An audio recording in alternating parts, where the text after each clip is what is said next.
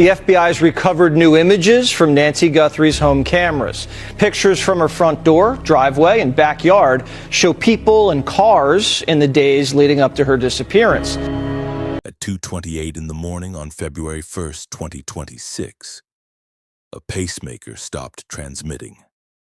Not a malfunction, not a dead battery.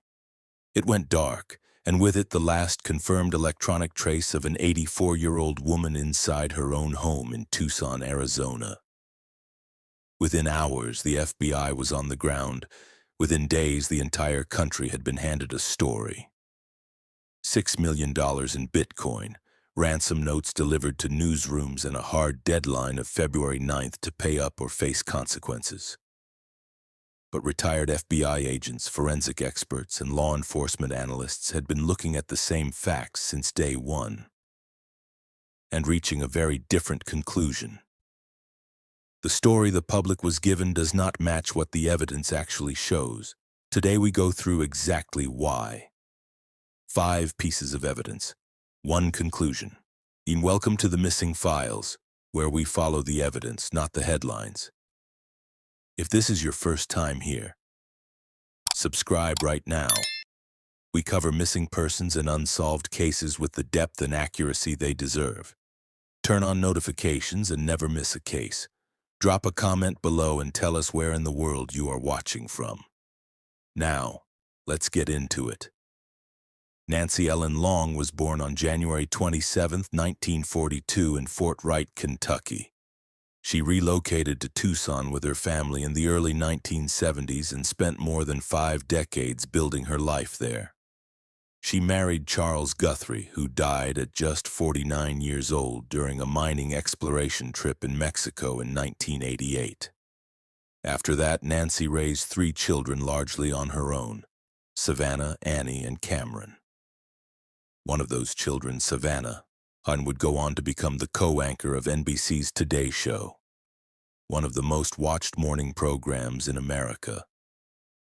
But within the family, that title meant nothing.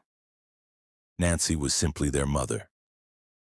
At 84 years old, she managed a documented heart condition with prescribed daily cardiac medication and wore a pacemaker that actively synced with her cell phone. She attended church services regularly, maintained a consistent daily routine, and by all medical and personal accounts was in stable condition for her age. On the evening of January 31st, 2026, Nancy had dinner with family members. Afterward, her son-in-law, Tommaso Cioni, husband of her daughter Annie, drove her back to her home in the Catalina foothills neighborhood of Tucson and dropped her off. Cioni is the last person confirmed to have seen Nancy Guthrie alive. Had her garage door closed at 9:50 p.m. That is the last normal moment on record. What follows is confirmed evidence, not theory, not speculation. January 31st, 2026, 9:50 p.m. Nancy arrives home. Her son-in-law watches the garage door close behind her. She is inside. She is safe. February 1st, 2026, 1:47 a.m. The Google Nest doorbell camera at the front of her home is physically disconnected. Not a remote shutoff, not a power failure. Interfered with directly at the device level. 2:12 a.m. A motion sensor on a separate camera detects movement on the property. No footage is captured because Nancy did not have an active recording subscription on that particular device. 2:28 a.m. Nancy's pacemaker disconnects from her cell phone. No signal, no sync. The last confirmed electronic trace of her existence anywhere. 3 timestamps, each 41 minutes. Something happened inside that window that has not yet been fully accounted for publicly. The following morning, Nancy failed to appear for a scheduled church service live stream she had planned to attend with a friend. A church member reached out to the family. Relatives arrived at the Catalina foothills home around 11 a.m. Found the doors locked, Nancy's phone still inside, her purse still inside, and no sign of her anywhere on the property. At noon, they contacted 911. Law enforcement arrived and found blood near the front entrance, subsequently confirmed through DNA testing to belong to Nancy. The scene was declared a crime scene. FBI Special Agent in charge Heath Janke mobilized federal resources and established a forward command post in Tucson within hours of being notified. Days later, EKOLD-TV in Tucson and then TMZ reported receiving ransom communications demanding $6 million in Bitcoin by February 9th. The notes referenced Nancy's Apple Watch and a floodlight at her property. Specific details law enforcement had not yet released to the public. Sheriff Chris Nanos held repeated press conferences. Search teams swept the Sonoran Desert. The Madres Buscadoras de Sonora crossed the border from Mexico to assist. The combined reward climbed to over $1.2 million, made payable anonymously. The official narrative was in place. Nancy Guthrie had been kidnapped for ransom. But forensic experts and retired federal investigators were already examining the same evidence and arriving at a fundamentally different conclusion.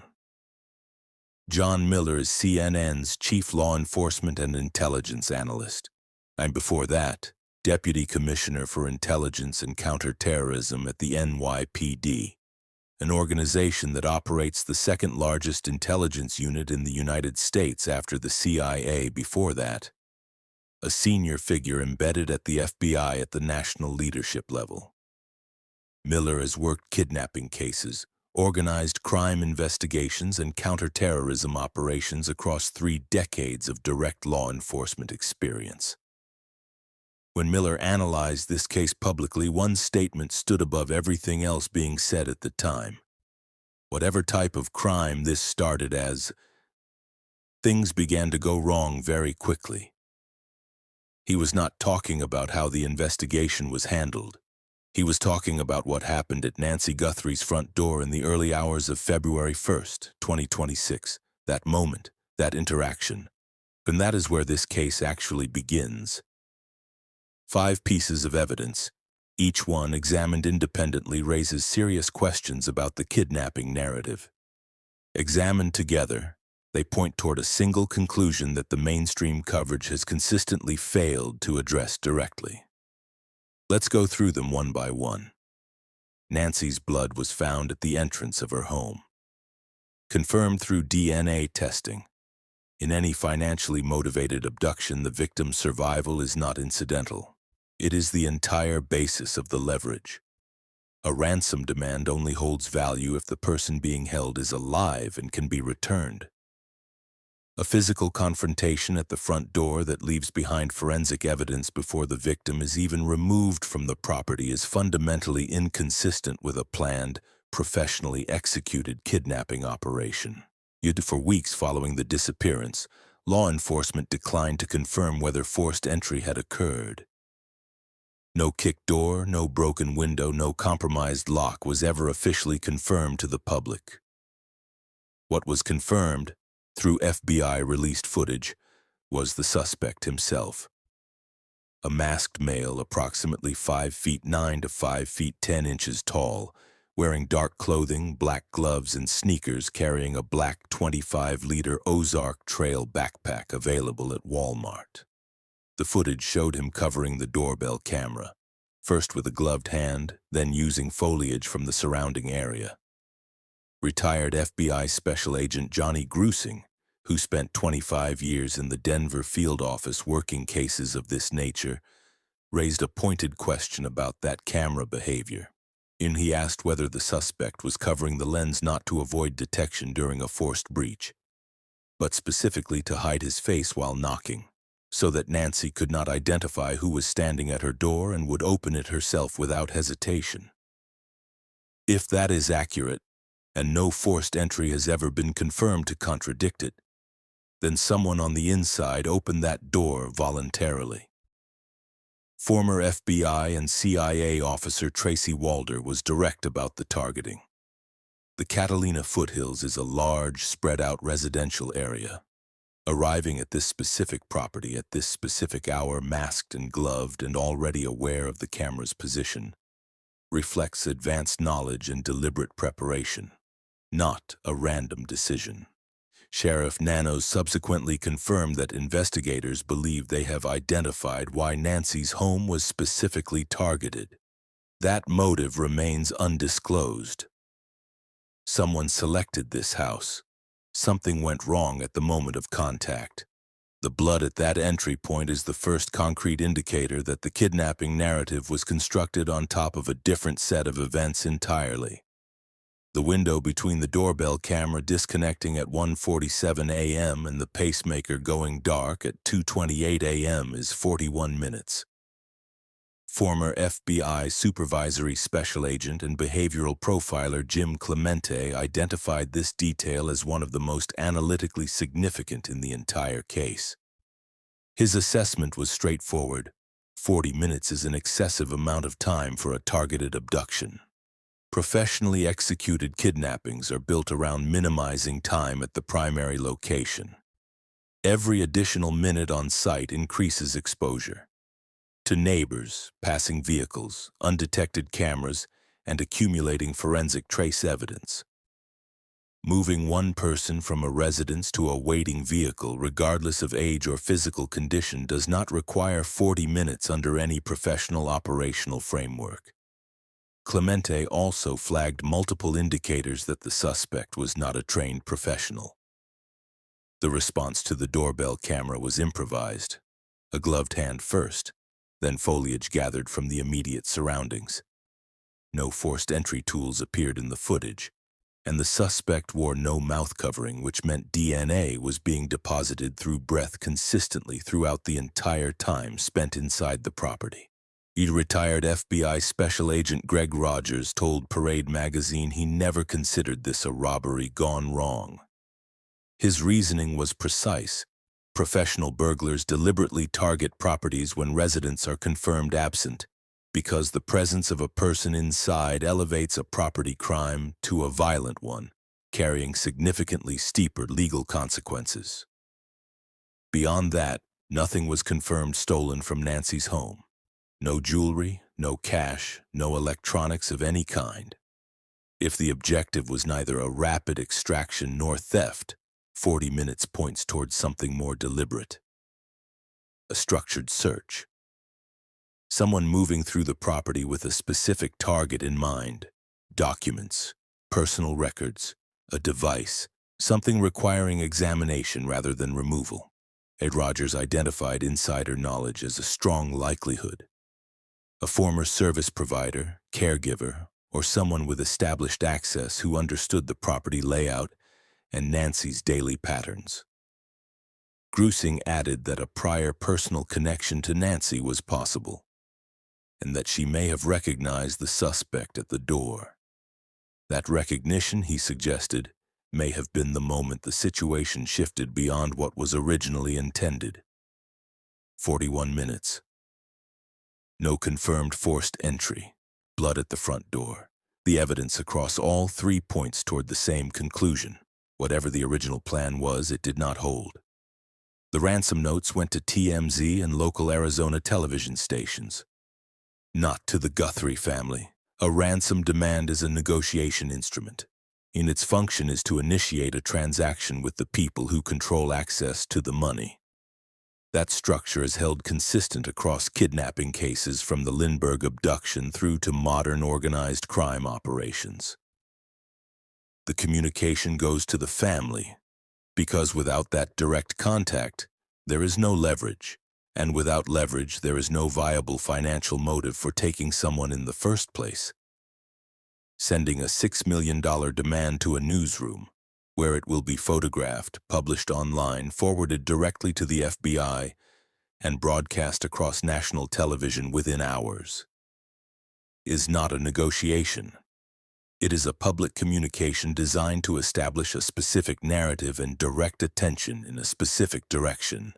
FBI Special Agent in charge. Heath Janke, the Bureau's lead official overseeing the Phoenix Division's involvement in this investigation, confirmed publicly that the notes contain no mechanism whatsoever for the Guthrie family to contact the sender. No phone number, No email address, no response channel of any kind, only a Bitcoin deposit address, with no way for the family to initiate any form of communication in return. Janke stated directly that this was unusual in kidnapping cases and that there would normally be contact with the family by that stage of an investigation. Both deadlines passed, February 5th and February 9th, without any follow-up from whoever sent the notes. No escalation, no third communication, no response to the missed deadlines. In a genuine ransom situation, a missed deadline produces a reaction, because the credibility of the threat underpins the entire leverage structure. Two deadlines passing in complete silence is not consistent with that dynamic. Retired FBI agent Grusing's conclusion was direct. The kidnap for ransom theory fails at its most basic operational level because the alleged kidnappers never contacted the people with the money.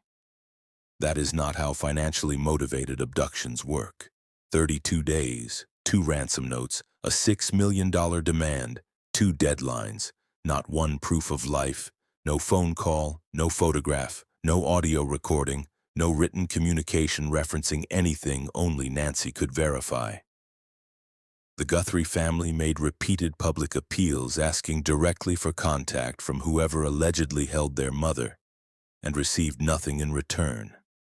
In any ransom kidnapping, proof of life is the operational foundation of the entire enterprise. Without it, the family has no basis to negotiate. No financial mechanism for transferring $6 million functions without some form of verification that a living person is actually being held. Proof of life is not supplementary to the ransom process. It is the prerequisite for every step that follows it. Negotiations cannot begin without it. Payments cannot be authorized without it. And a leverage cannot exist without it. It was never provided, not once across 32 days. Early in the investigation, Sheriff Nanos confirmed that all members of the Guthrie family, including Nancy's 3 children and their respective spouses, had been cleared as potential suspects. Retired FBI agent Grusing examined the ransom communications closely and noted that the individual seen on the doorbell camera footage and the person or persons who sent the notes to media outlets appeared to be operating as 2 entirely separate entities, without any coordinated communication between them. The notes contain no mechanism for the family to request proof of life and no channel for initiating any form of direct contact. That separation matters significantly. A functioning ransom kidnapping requires active coordination between whoever is holding the victim and whoever is managing the financial demand. The evidence does not reflect that coordination existed here.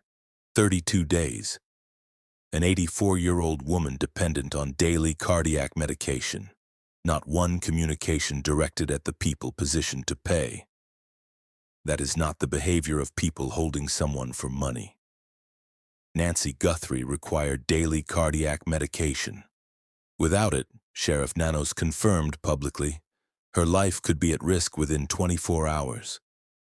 He contacted local pharmacies directly and made repeated public appeals asking whoever held Nancy to ensure she received her prescribed medicine. Neither ransom note referenced her medication. Neither offered any assurance that she was receiving medical care. And the notes included specific details, her Apple Watch, the floodlight at her property. Details that required prior knowledge and deliberate research. Yet neither note contained a single reference to the cardiac medication she needed within 24 hours of being removed from her home. The deadline stated in the notes was February 9th, 8 days after she disappeared. Former Nassau County Police Lieutenant Michael Gould, founder of the NYPD's K-9 unit with extensive professional experience in missing persons cases, assessed publicly that based on Nancy's age, her cardiac medication dependency, the physical evidence of trauma at the scene, and the complete absence of any proof of life across the investigation, she most likely did not survive beyond 72 hours of her disappearance. And that places the estimated timeline at February 4th, 5 days before the ransom deadline was even set to arrive. Former FBI Special Agent Harry Trombitas told Yahoo News that the ransom motive was appearing less and less credible, pointing out that ransom kidnappings are genuinely uncommon in the United States and have declined significantly in frequency over recent years. If Gould's assessment holds, and the clinical reality of an elderly cardiac patient without prescribed medication in an uncontrolled environment following documented physical trauma supports that conclusion, then February 9th was not a payment deadline. It was a date selected to maintain a specific narrative while investigative resources remained focused on a living hostage scenario. When that deadline passed without a word, and it was not the silence of a kidnapper who lost nerve, the narrative had simply run its course. The investigation is active, and it has shifted significantly from where it began. A task force of roughly 20 to 24 investigators, divided between the Pima County Sheriff's Department and the FBI, is actively working the case. That unit now includes homicide detectives. That designation alone reflects how law enforcement's operational understanding of this case has quietly but meaningfully evolved since the early days of the investigation. DNA recovered from Nancy's property that does not belong to her. Any of her family members, her landscaper, or her housekeeper has been run through CODIS, the FBI's national genetic database containing nearly 22 million profiles. It produced no match. Whoever left that DNA has no prior criminal record in the system. Investigators are now pursuing forensic investigative genetic genealogy, the same technique that identified the Golden State Killer after decades and connected Brian Kohberger to the University of Idaho murders. The process works by uploading an unknown DNA profile to public genealogy databases, identifying partial genetic matches among relatives of the unknown individual, and constructing family trees backward until a viable suspect is triangulated. Genetic genealogy expert C.C. Moore has noted the process can return results in as little as 20 minutes, or require considerably more time depending on how many relatives of the unknown subject exist within available databases. The DNA sample recovered from Nancy's property presents an additional challenge. It is a mixed sample containing genetic material from more than one individual. That complexity requires additional processing time. Analysis is currently being handled by a private laboratory in Florida. On a separate investigative track, law enforcement is working directly with Walmart to trace purchases of the specific Ozark Trail backpack the suspect carried, cross-referencing potential credit card and bank transaction records to identify a buyer. The suspect's gun holster and visible clothing items are also being examined for identifying characteristics. A vehicle recorded on a neighbor's security camera approximately 2.5 miles from Nancy's home at 2:36 a.m. on February 1st, minutes after the pacemaker signal went dark, remains under active investigation. Investigators also requested security footage from neighboring properties covering January 11th, 3 full weeks before the disappearance. That date has not been publicly explained, but the request strongly suggests investigators are examining surveillance activity that predates the night of February 1st by weeks. Between the Sheriff's Department and the FBI, the case has now generated between 40,000 and 50,000 leads. 5 pieces of evidence. Blood at the entry point, before Nancy was moved anywhere. 41 minutes inside the property. A timeline inconsistent with any professionally executed abduction. Each ransom note sent to media outlets, with no contact mechanism included for the only people positioned to pay. 0 proof of life, across 32 days of alleged captivity. A medication window that closed within 24 hours of her disappearance, set against a ransom deadline placed 8 days later.